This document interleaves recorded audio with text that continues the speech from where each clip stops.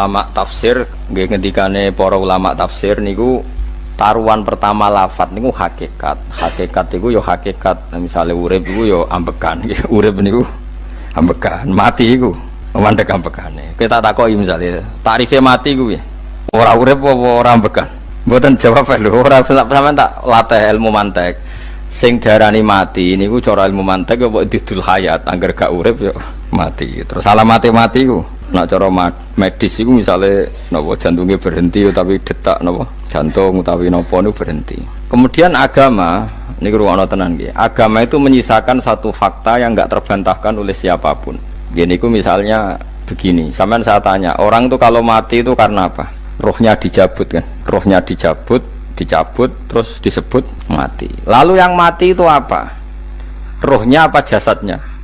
Jasadnya, karena roh itu maknanya kehidupan atau nyawa. Berarti nyawa itu udah bisa mati karena nyawa itu ada di tubuh kita, ketika diambil kita mati. Berarti roh kita sendiri tidak ikut mati. Sehingga orang paling sekuler sekalipun itu akan berpendapat bahwa manusia itu kehidupannya tidak berakhir ketika mati, karena yang mati itu hanya jasad. Sebab itu zaman orang Yahudi, orang Nasrani, orang kafir Mekah pun mengakui kalau roh itu hidup dan itu yang bertanggung jawab. Makanya disebut wa yasalunaka anir ruh qul ruhu min amri rabbi. Jadi niki penting kula aturaken.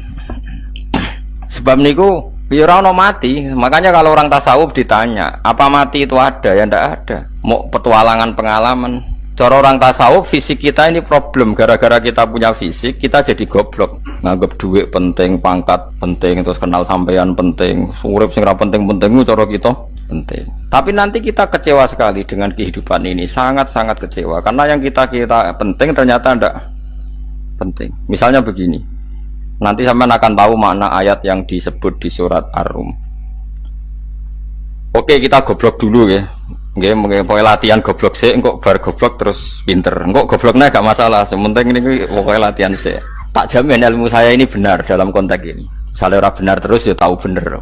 Sampeyan tak bedheki ya, wong mati iku berarti dicabut rohnya. Terus roh sendiri mati ndak? Ndak. Berarti dalam konteks ini orang yang mati syahid, apalagi para nabi itu mati enggak? Ndak. Sehingga istilahnya Allah, orang yang mati syahid ya ndak mati, para nabi ya ndak mati. Sebetulnya kita pun yang fasik itu ya tidak mati. Cuma karena kita ini rohnya itu mungkin buruk, dikekang oleh malaikat, dipelindes, dipenjara sehingga gak iso berkeliaran. Beda nak para nabi iso jalan-jalan. Mulane masyhur Kanjeng Nabi ngendikan ketika beliau mau kabundut itu, sahabat mau nangis, jare Nabi malah dawe ringan ya. Malah apik jong aku nak mati jare. Kok gitu ya Rasulullah?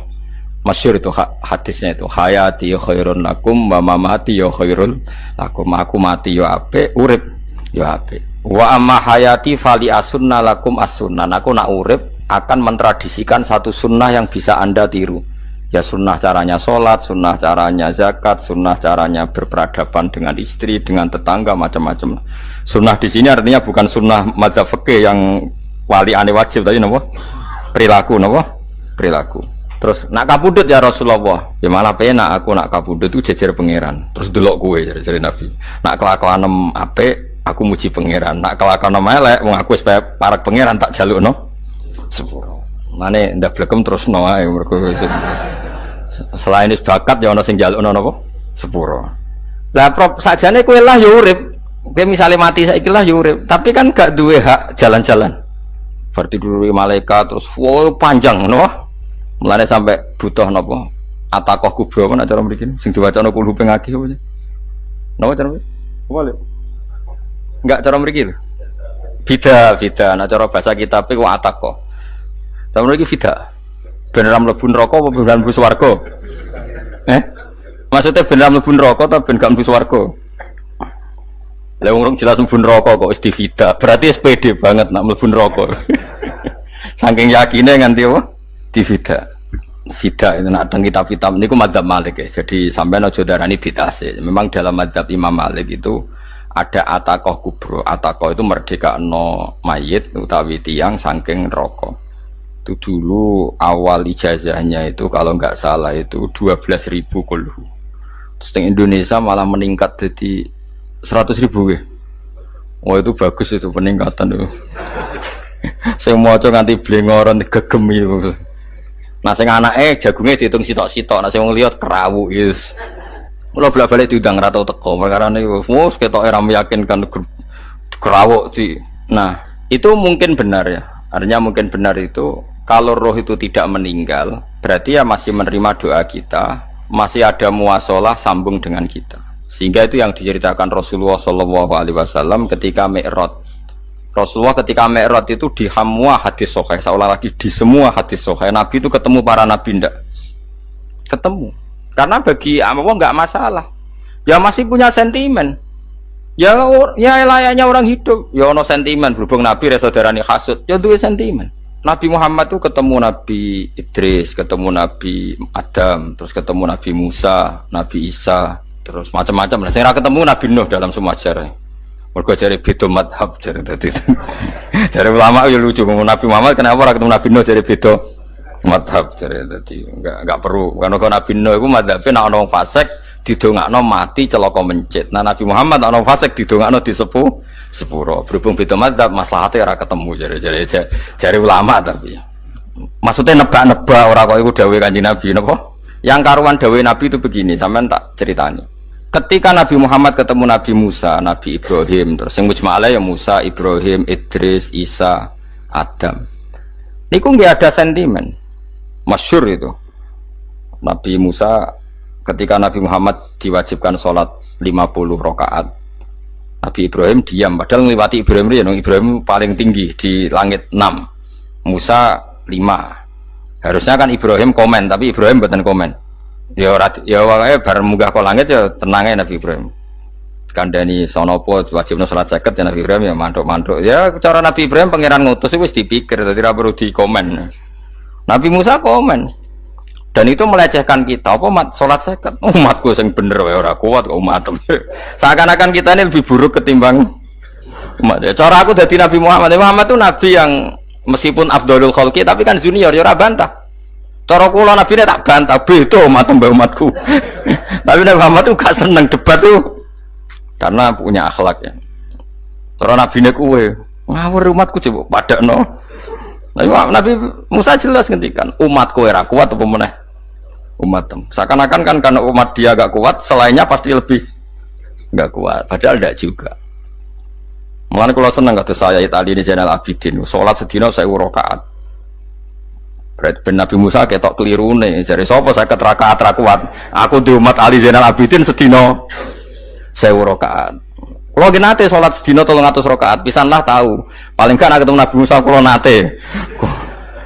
Tapi ya mau tahu tok, jokon terus. Lo itu kiang-kiang kuno nak Ramadan cek kuat lo ya. Terawih kan wis piro? 3 likur ya. Iku nak sing waras bengi cek tahajud piro? Enggak 3 likur tahajud standar piro? 12 kok 2 amatir. Wah. Kowe wis gak murahan tenan, Kang. Tahajud itu standar piro to? 13, Kang. 13 iku tahajude 12, witire sita utawa tahajude 10, witire 13. Kabeh riwayat itu 12, Kang. 12 witire sita berarti 13. Berarti 3 gas gawe 20 sik. 20 ambek 13 wis. 33 tambah 17 rakaat. Pinten? Mun 50 kan sholat 5 waktu kan 17 rakaat. Engko ana sing serodok kiai kan qobliyah ba'diyah. Asal coba diasar lho. Wis nglangkai 50 sembrono ya Nabi Musa ngeklaim enak wae makanya. Tapi Nabi Muhammad nabi yang baik, dene ora mboten kok terus gak terima guys meneng ae no? Itu namanya sentimen. Ya boleh Nabi sentimen boleh, Nabi juga manusia boleh punya sentimen. Akhirnya dituruti nganti 5 waktu ya, berarti kanton pinten 17 rakaat. Nah yang ada sentimen tuh begini, lalu Nabi Musa ku nangis. Nabi Muhammad semedun bisa nangis. Aku ya pangeran mayubki kaya Musa sing nangis. Kowe nangis nok kowe apa? Ya Allah, saya itu tidak mengira ada hambamu yang setelah saya yang bisa naik kelas di atas saya. Dia tidak terima kelasnya dilewati. Makanya Nabi ya karena punya roh itu ada sentimen. Orang kaya kowe ana wali kutub ya ben kono wali-wali dhewe, penting aku oleh ngerokok oleh. Kita kan tidak punya sentimen. Itu udah baik dalam kehidupan orang kok tidak punya sentimen. Makanya Nabi Musa itu terkenal, Nabi paling sering mensomasi Nabi Muhammad. Makanya dia ceritanya diulang-ulang di Quran karena dia paling banyak sentimennya. Oh sering gerutu deh. Tapi lucunya pangeran itu seneng mbek gerutune Nabi Musa dan itu nggak bisa ditiru, masyhur itu. Karena ketika dia gerutu terus gitu, ngomong sendiri gerutu, khiddah itu gerutu. Bahasa Arabnya khiddah omongan sing tajem sing gerutu. Nabi Muhammad tanya sama Jibril, ya Jibril, kenapa Allah nggak tersinggung ketika Musa menggerutu terus? Jawab Jibril, huwa ya alamu khiddata, pangeran wis hafal mbek gayane dekne. Dadi yo dibarno. Dan itu tidak cerita Israiliyat, itu cerita-cerita yang masih di hadis sahih. Ini tidak cerita Israiliyat, cerita-cerita masih di hadis sahih. Makanya gerutu itu ya oleh brengkel ya oleh asal proporsional, brengkel ya oleh asal nopo proporsional. Yaiku siji syaratnya keyakin aku kekasih pangeran. Problemnya kan orang kekasih pangeran. Musa gak terimanan. Contoh paling masyhur itu tadi. Musa, kalau kamu sudah membebaskan Bani Israel dari kaum Jabbarin, kaum Kan'aniyin, gini ku tiang-tiang putih. Kalau nanrang iku ora iso, pokoke bangsa Palestina, tapi ajarane Palestina bukan Kan'aniyin, pokoke angel, pokoke Kan'aniyin aja. Enggak usah diterjemah sensitif. Kamu tak kei Taurat. Bareng jare setelah kaum Kan'aniyin ditaklukkan Nabi Musa sowan ning Turisina. Turisina iku gununge niku mulai Yordan ngantos kawasan Mesir. Wis pol gede nih. Niku sinten Nabi Musa ngajak waqtara Musa qaumahu sab'ina rajulal limiqatina. 70 orang pilihan ya cara kene santri pilihan, kiai pilihan dijak. Pokoke singkat cerita Nabi Musa mojok sebab piye umi piye pokoke terus nggawa Taurat. Umate sing 70 wong brengkel lan nu'mina laka hatta narawaha napa jahra. Kok enak sampean mojok dhewe terus muni ketemu pangeran. Kita ndak bisa percaya kalau enggak melihat Allah sendiri. Gentenan pangeran sing tersinggung, wong ora nabi kok kecangkeman njaluk koyok nabi, ora levelnya njaluk roh pangeran. Terus akhirnya disamber dedek mati pokoknya. Bareng mati Nabi Musa malah lucu. Ya Allah, tiang 70 tak jak kon dadi seksi, nak jenengan mateni terus seksine sinten? Sepudi jenengan kudu diuripno. Akhirnya pangeran diuripno. Perkarane dikomplain Nabi Musa. Jadi Nabi sering gremeng, sering komplain pangeran Nabi Musa. Tapi pangeran seneng wong kekasih, yes bener wae. Mulane wong penting dadi kekasih pangeran sih. Engko keliru-keliru ku bener wae. Tapi nek ora kekasih bener wae ya salah musuh. Wis pidato pengajian nak siar Islam, tapi nek ora kekasih disalahno mbek pangeran. Ana wali ku nak salat iku ora tau kok jero masjid. Iku wali. Padha mbek sing saf awal. Sing saf awal gak trimo salate ning jopo kok. Wali, ya kok dhuwur ditakoki. Kena napa jenengan kok wali padahal nak salat kok guri kok jaba jare. Aku iku isin sowan pangeran kok ngarep mergo dosa aku iku akeh. Baro kaya sopan rawani kok ngarep iku ngrasa. Dadi sing seneng sofa awal ya wong pede-pede. Tapi aja nut iki ilmu bro, aja nut. Ngono terus ke muni sofa awal gak sunat. Dari Gus Bawo sesat kayak ngomong ngono. Sembrono. Maksudnya kabeh kok ana ilmune. Ngene kok nak salat go gure ya ana ilmune. Cuma mergo nak kok ngarep imame dredeg faktore iku. Dadi yo ana wali mergo salat kok guri. Inni astaghfi minallah iki wis mbek pangeran. Nak aku sing atadan nasubidzunub aku iku urung bersih kok salat kok ngarep. Ngene wong ngaji ku ya bolak-balik aja kok mau ngaji. Afdol paling soft paling apik soft awal. Terus maksa soft awal mau soft guri iku ya ilmu. Mbok guri iku ya ilmu. Sing ora ana ilmune iku ora jamaah, iku ora ana ilmune. Nek ora ana napa? Ilmune blas iku. Dadi wali ku ya macam-macam. Paham ya? Terus Nabi Musa niku nak ndonga niku ya ora karu-karuan, cara kita anut ya ora karu-karuan, tapi Nabi kekasih pangeran ya masyhur. Atuhlikuna bima fa'alas sufaha'u minna. Itu berarti sedurunge Rabbi law syi'ta ahlaktahum min qablu wa iya. Nak mereka jenengan sambar bledek perkarane salah. Menisan kula dadi gak nabi-nabinan.